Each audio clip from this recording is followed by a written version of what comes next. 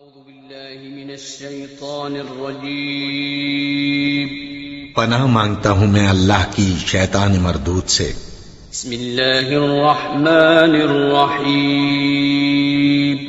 شروع اللہ کا نام لے کر جو بڑا مہربان نہایت رحم والا ہے۔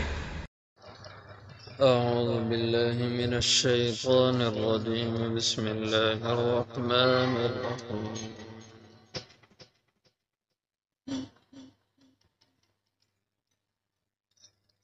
بل بدا لهم ما كانوا يخفون من قبل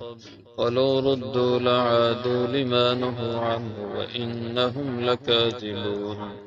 وقالوا إن هي إلا حياتنا الدنيا وما نحن بمبعوثين ولو ترى إذ وقفوا على ربهم قال أليس هذا بالحق قالوا بلى وربنا قال فذوقوا العذاب بما كنتم تكفرون قد خسر الذين كذبوا بلقاء الله حتى إذا جاءتهم الساعة بغتة قالوا يا حسرتنا على ما فرطنا فيها وهم يحملون أوزارهم على ظهورهم ألا ساء ما يزرون وما الحياة الدنيا إلا لعب ولهو وللدار الآخرة خير للذين يتقون أفلا تعقلون بل بدا لهم بلکہ ظاہر ہو جائے گا ان کے لیے ما کانوا وہ جو تھے یخفون چھپاتے من قبل اس سے پہلے ولو ردوا اور اگر وہ لوٹا دیے جائیں لعادوا البتہ دوبارہ کریں لما نہوا عنہ وہ کچھ جس سے انہیں روکا گیا وَإِنَّهُمْ لَكَاذِبُونَ اور بے شک وہ البتہ جھوٹ کہتے ہیں وقالوا اور کہنے لگے ان ہے اللہ حیاتنا الدنیا نہیں ہے یہ مگر ہماری بس یہی دنیا کی زندگی ہے وما نحن بمبعوثین اور ہم نہیں اٹھائے جانے والے ولو ترى اور اگر تو دیکھے وقفوا علی ربهم جب وہ کھڑے کیے جائیں گے اپنے رب کے سامنے قال اللہ فرمائیں گے الیس ھذا بالحق کیا نہیں یہ دن حق قالوا تو کہیں گے بلا ضرور حق ہے وربنا قسم ہے ہمارے رب کی قال فذوقوا العذاب تو اللہ فرمائیں گے بس چکھو عذاب بما کنتم تکفرون بسبب اس کے جو تم کفر کرتے رہے قد خسر الذین تحقیق خسارے میں پڑے وہ لوگ کذبوا بلقاء اللہ جنہوں نے جھٹلایا اللہ کی ملاقات کو حتیٰ یہاں تک کہ اذا جاءتهم الساعة بغتہ جب آ جائے گی ان پہ قیامت اچانک قالوا یا حسرتنا تو وہ کہیں گے ہمارے افسوس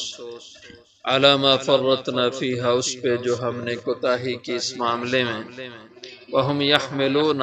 اور وہ اٹھائے ہوں گے اوزارہم اپنے بوجھ علی ظہورہم اپنی پیٹھوں پر الا ساء ما یزرون سنو برا ہے جو کچھ وہ اٹھائیں گے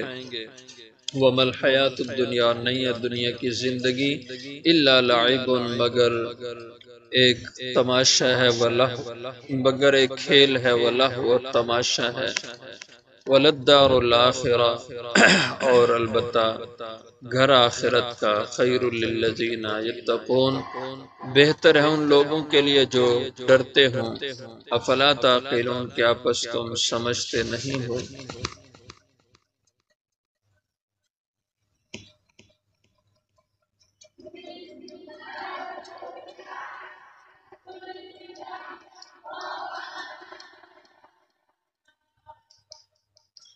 گزشتہ آیت مبارکہ میں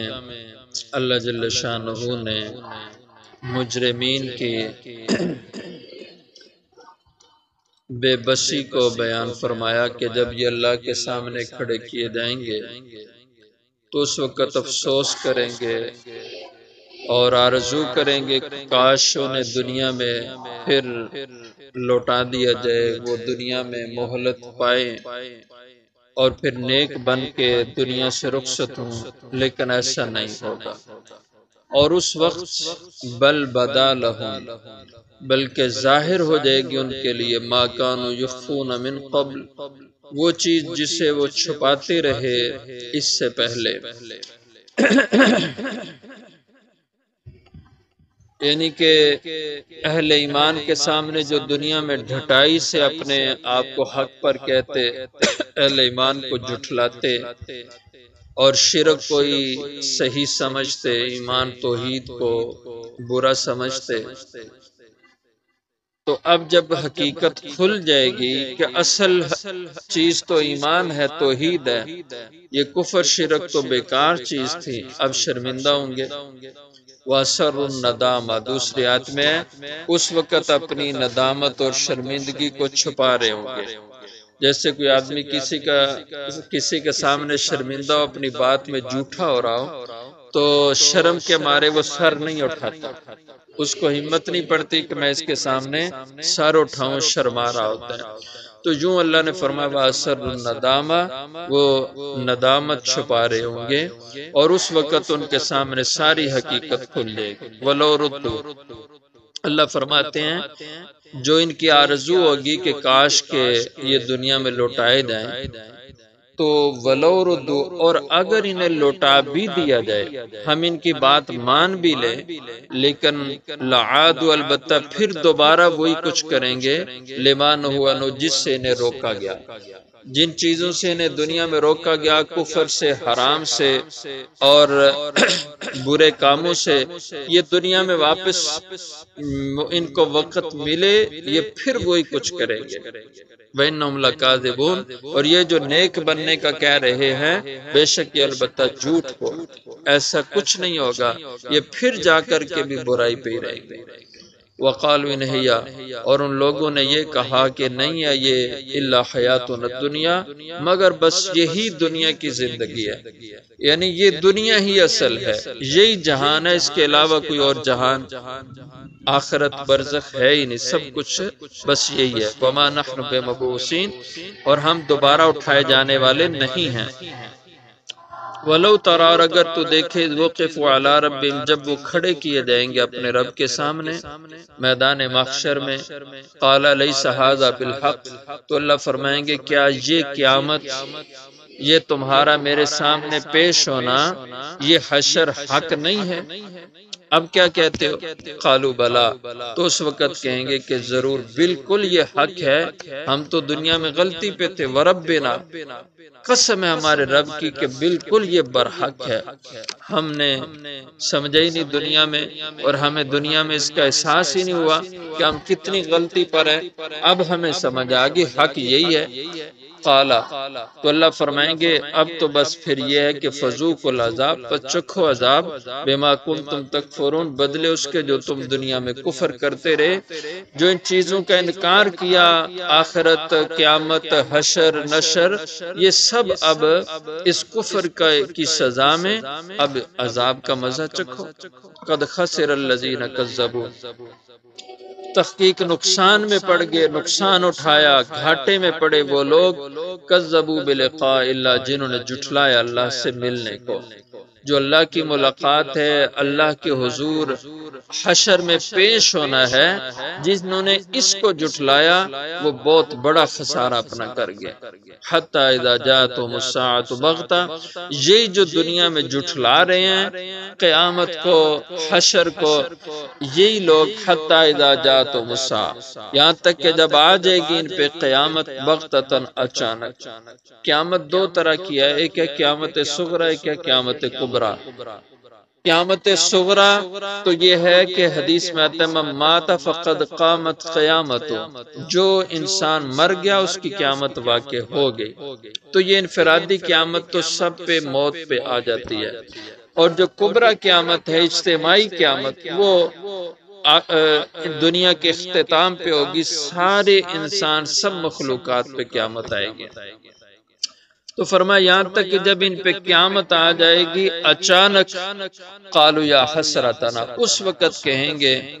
یا حسرتنا، افسوس ہمارے، علی ما فرطنا فیہا، اس پہ جو ہم نے اس کے بارے میں کوتاہی کی۔ تو اب تو سمجھ نہیں آ رہی انسان کی، لیکن جب اچانک موت آ کے انسان کو دبوچ لیتی ہے پھر آنکھیں کھلتی ہیں، اور جو قیامت بڑی آئے گی اچانک لوگ اپنے کام کاج میں لگے ہوں گے۔ جیسے حدیث پاک میں آتا ہے، فرمایا کہ ایک آدمی دکان پہ دکاندار سے سودا کر رہا ہوگا، کپڑے کا تھان کھولا ہوگا، کپڑا دیکھ رہا ہوگا اور دکان اس کو دکھا رہا ہوگا، سودا نہیں کر پائیں گے کہ سور پھونک دیا جائے گا۔ ایک آدمی اپنے جانور کا دودھ نکال رہا ہوگا اور وہ دودھ نکال کے پی نہیں پائے گا کہ قیامت واقع ہو جائے گی۔ ایک آدمی کھانا کھا رہا، کھانے کے لیے اس نے لقمہ اپنے منہ کی طرف اٹھایا، منہ میں نگل نہیں پائے گا کہ قیامت واقع ہو جائے گی۔ اتنی اچانک قیامت آئے گی کہ لوگ اپنے کاموں میں مصروف ہوں گے تو اچانک کام، اس وقت کہیں گے یا حسرتنا، اے افسوس ہمارے، علی ما فرطنا فی، اس پر جو ہم نے اس قیامت کے بارے میں کوتاہی کی کہ ہم تو اس کو کوئی حقیقت سمجھتے ہی نہیں رہے۔ اب یہ سر پہ آن پڑی اور واقعہ ہو گئی۔ وَهُمْ يَحْمِلُونَ أَوْزَارَهُمْ، اور وہ لوگ اٹھائیں گے اپنے بوجھ، علی ظہورہم، اپنی پیٹھوں پر، اپنے اعمال کا بوجھ، اور اسی طرح دنیا میں لوگوں کے حقوق کا بوجھ۔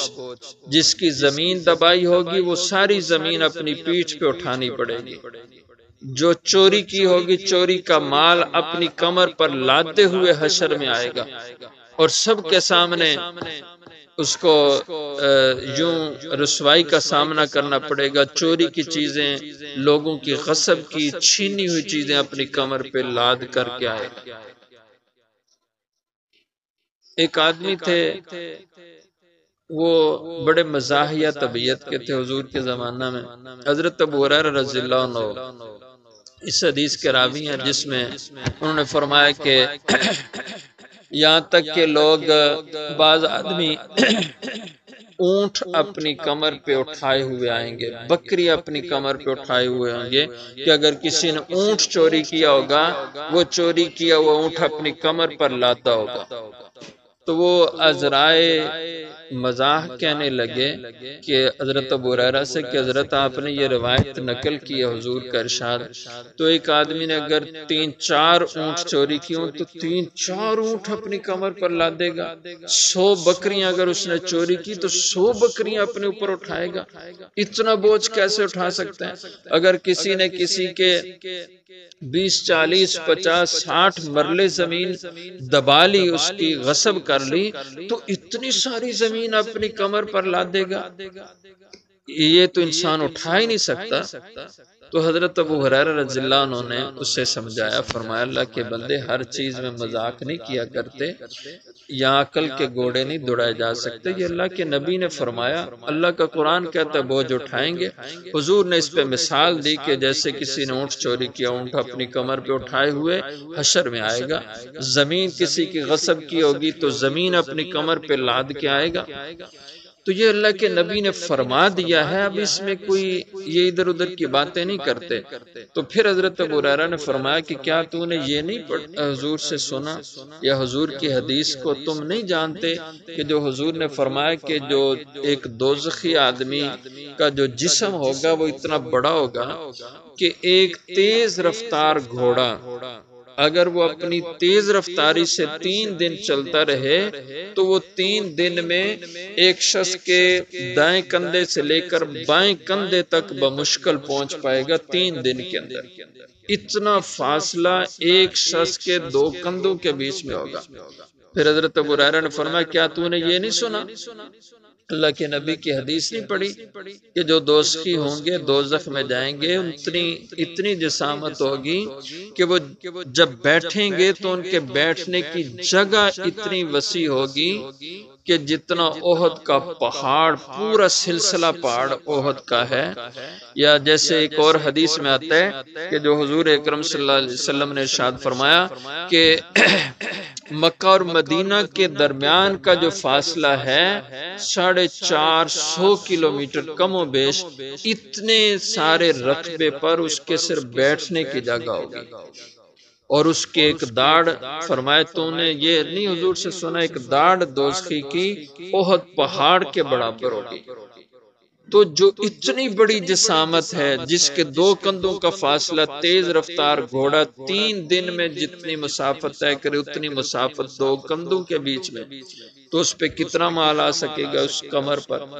اس لیے فرمایا عقل کے دوڑے نہیں دوڑاتے ان باتوں میں۔ تو فرمایا وہ اٹھائیں گے اپنے بوجھ اپنی پیٹھوں پر، الا سا ما یزرون، خبردار بہت برا ہے جو کچھ وہ بوجھ اٹھائیں گے۔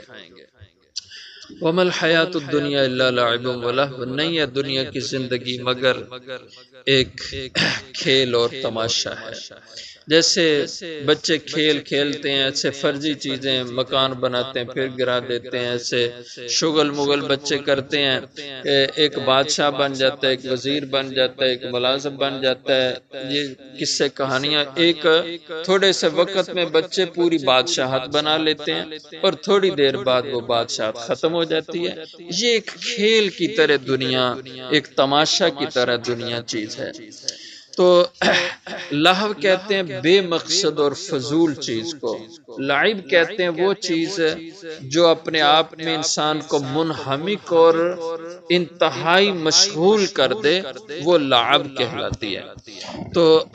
یہ دنیا ایک کھیل اور تماشا ہے۔ وَلَلدَّارُ الْآخِرَةُ خَيْرٌ، البتہ گھر آخرت کا وہ بہت بہتر ہے، لِلَّذِينَ يَتَّقُونَ، ان لوگوں کے لیے جو اللہ سے ڈرتے ہیں اور گناہوں سے بچتے ہیں، ان کے لیے آخرت بہتر ہوگی۔ افلا تعقلون، کیا پس تم یہ بات سمجھتے نہیں؟ تمہیں اتنی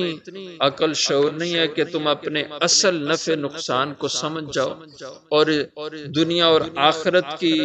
کامیابی، اس کے اصل منافع اور اصل نقصان، اس میں تم فرق کر سکو؟ تو اللہ نے تمہیں یہ شعور عقل دی ہے، اس سے اپنے اصل منافع اور اصل فائدے اور اصل نقصان اس کو سمجھو۔ یہ دنیا کے منافع وقتی، دنیا کے نقصان بھی وقتی، اصل جو زندگی وہ آخرت ہے۔ اس لیے منافع آخرت کے وہ اصل ہیں، آخرت کا گھاٹا وہ اصل گھاٹا ہے، اس کو سمجھو۔ افلا تعقلون، کیا پس تم یہ بات سمجھتے ہیں؟